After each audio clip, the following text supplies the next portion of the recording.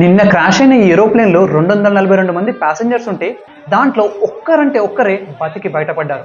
అతనే విశ్వాస్ కుమార్ రమేష్. నిన్న మధ్యాహ్నం 1:38 అహ్మదాబాద్ నుంచి లండన్ వెళ్ళడానికి బోయింగ్ 787 డ్రీమ్ లైనర్ అనే ఫ్లైట్ టేక్ ఆఫ్ అయింది. కానీ ఈ ఫ్లైట్ టేక్ ఆఫ్ అయిన ఎగ్జాక్ట్లీ 40 సెకండ్స్ తర్వాత ఇది ఆ దగ్గరలోనే ఒక మెడికల్ కాలేజ్ బిల్డింగ్లోకి క్రాష్ అయిపోయింది. ఈ క్రాష్లో ఫ్లైట్లో ఉన్న వాళ్ళతో పాటు ఆ కాలేజ్ స్టూడెంట్స్ మొత్తం కలిపి 265 మంది చనిపోయారు. అండ్ ఈ న్యూస్ విన్న వెంటనే మన మైండ్లో వచ్చే ఫస్ట్ క్వశ్చన్, అసలు ఫ్లైట్ ఎలా క్రాష్ అయింది?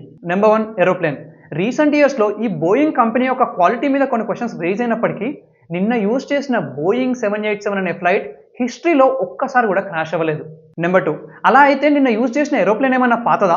కాదు, ఈ ఏరోప్లేన్ యూజ్ చేయబట్టి జస్ట్ 10 ఇయర్స్ అవుతుంది. అండ్ జనరల్లీ ఏరోప్లేన్స్ని 30 ఇయర్స్ వరకు యూజ్ చేస్తారు. నెంబర్ 3, అలా అయితే నిన్న నడిపిన పైలట్స్ ఏమైనా ఇన్ఎక్స్పీరియన్స్డా? కాదు, నిన్న నడిపిన పైలట్ ఇన్ కమాండ్ సబీర్ భాటియాకి 8200 గంటల ఫ్లయింగ్ ఎక్స్పీరియన్స్ ఉంది. సో ఇవన్నీ కరెక్ట్ ఉన్నాక కూడా ఫ్లైట్ క్రాష్ ఎందుకైందన్న ఎగ్జాక్ట్ రీజన్ దీని నుంచి బ్లాక్ బాక్స్ని రిట్రీవ్ చేశాక మనకు తెలుస్తుంది.